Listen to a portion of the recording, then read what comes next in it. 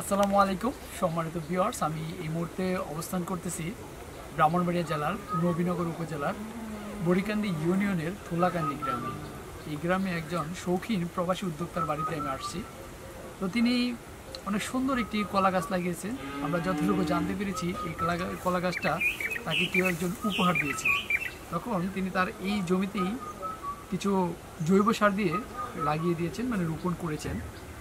তো বেশ, যদি আমি বলি যে কলা গাছটা বেশ বড় নাকি ছড়িটা বেশ বড়, কোনটা আমি কি বড় বলবো আসলে বুঝতেছি না।